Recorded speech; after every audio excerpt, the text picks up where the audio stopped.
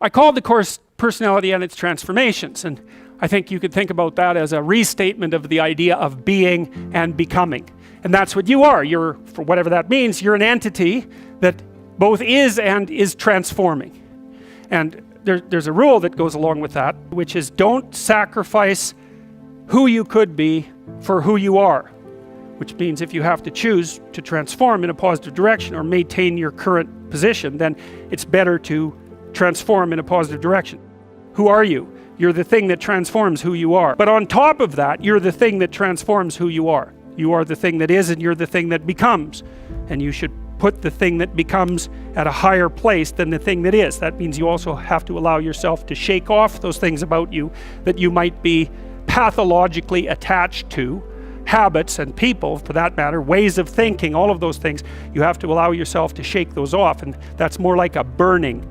And you might say, well, I don't know what I should leave behind, and the answer to that is that's a lie. You know some of the things that you should leave behind. All you have to do is ask yourself. You'll come up with a list instantly of 100 stupid things that you're doing that you know you could stop doing. Some of them maybe you don't know you could stop doing. It's like, well, fine, leave those alone for now. But there's a bunch of things you perfectly know well that you could stop doing that would improve your life. Everything that makes you anxious or everything that makes you upset is the same as every other thing that's ever made you upset. All those things that have made you upset that you've never dealt with, they're all laying down there at the bottom of your nasty little soul, waiting to pop themselves up in some random utterance, right? And so then you go in there at your peril, because if you're the person who pokes around in that, then you're going to get blasted with all of that stuff. It's going to come out like almost uncontrollably. Then you can sort it out. What's behind the game you're playing? And the answer to that is all the world that you're ignoring. Always. You're trying to do well in a class and you get a bad grade. Why did I get this C-? What is it? The answer is you don't know. Do you not know what you thought you knew? Are you not who you think you are? Do you not work hard enough? Are your values not organized properly? Do you misuse your time? Are you in the wrong field? Is the way you're construing your life completely inappropriate? Are you acting out what your parents wanted you to do and you're pissed off about it, so you're only running at 40% to spite them, despite the fact that they're paying $25,000 a year for your education?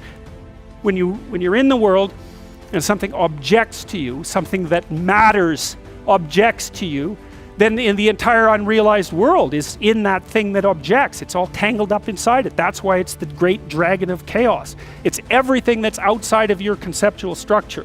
And what is that? It's everything that lurks outside of your walled city. Well, you get your C- and you don't do anything about it. Maybe you're a little bitter and more resentful and your study habits get a little worse. So the next time you get like a D+. And then you collect a bunch of Fs, and then you stop going to school, and then you stop showering. Right? Then you end up jumping off the bridge. And so that's how the dragon eats you when you don't pay attention to it. And so it's no bloody wonder that people avoid, you know. It's really no wonder that they avoid, because error messages contain within them the implicit world. Now the upside of that is, well, they contain within them the implicit world. And the world isn't all negative. The C- can be the best gift you ever had, and that's the gold that the dragon hoards, right? That's exactly what that means. Every time you try to learn something, you're going to make a mistake, because what do you know? So you're going to make mistakes. And if the rule is every time you make a mistake, you're going to go jump off the bridge, then that's not a useful problem-solving strategy. And so when you make a mistake, you don't get to beat yourself to death with a club. You've got a problem. Something has objected to you. Then the question is, well, what does that mean? Well, maybe you're not looking at the world right. Maybe your goals are wrong. Maybe you're not acting properly. It's okay. So the question that arises when an obstacle emerges is, which part of this structure needs attention? And the first answer can't be all of it. Right? Because there's a piece that's broken somewhere. And then you might think, well, let's assume it's a little piece to begin with. That's the right mechanism. Watch the people around you like a hawk. Whenever they do something that you think is good, you tell them. Try to do something good. And creep right back into their persona. And they'll look around and see if anyone noticed. And sometimes they'll get punished for it, and then they won't do it again. So don't do that. But then, now and then you think, hey, I saw you do this. That was actually pretty good. I know you don't want to, because You really want to dominate them. And you don't want them thriving, because then they'd be competition to you, and you wouldn't be able to go complain to your mother about what a miserable partner you have, and you know how delightful that is. So you have to forego all that pleasure if you actually helped your person develop. So you got to get over all that. It's really annoying. It's dangerous because they might outshine you. Well, good. Then you have someone to compare yourself to. That'd be a good deal. It's really rough with kids, because parents will stop their children from succeeding beyond them. They get jealous. And then they'll put them down. And then they have kids that do not like them. And they'll pay for it. If you aren't suffering from self-imposed misery, and you're only suffering from inescapable misery, maybe you could handle that. And you could survive. You could bear it.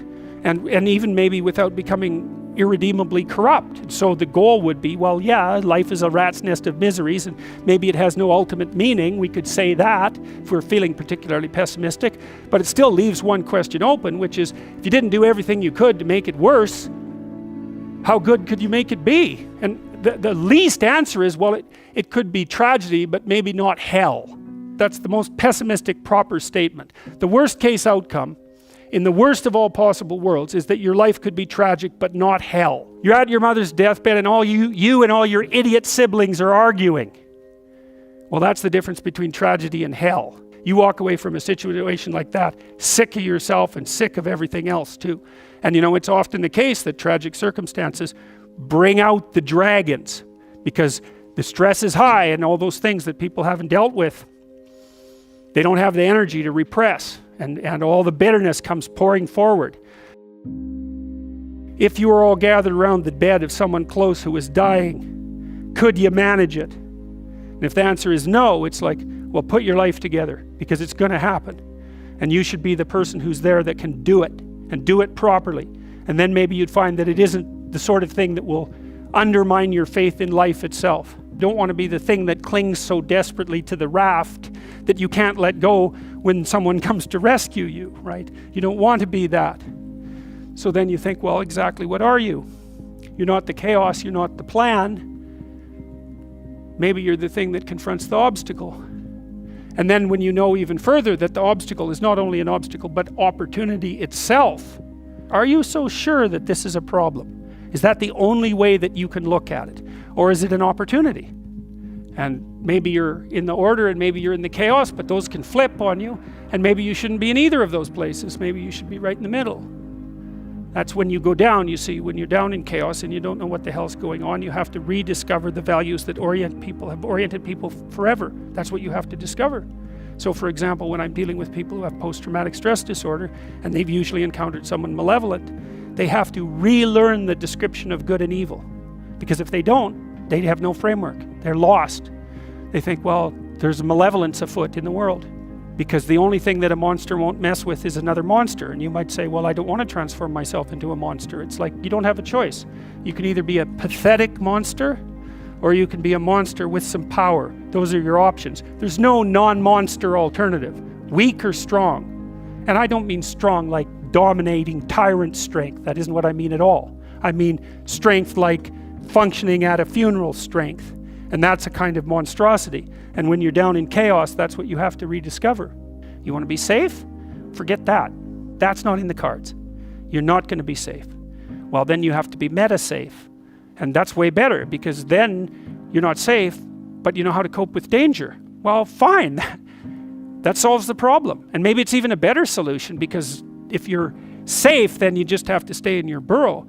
But if you can confront danger, then you can go wherever you want and you can have an adventure. And maybe that's what you need to do, is to go out and have an adventure. So you don't even want safety, because how exciting is that? Let's say we made you perfectly safe. All that you had to do was eat cakes and worry yourself with the continuation of the species. What would you do? You'd smash it all down as soon as you possibly could, just so you had something interesting and challenging to do. So you don't want safety. You want to be able to cope with danger. That's a whole different thing. You don't get to be safe ever again. Well, so what happens? You get to be stronger. Well, hey, turns out that's a better bargain anyways.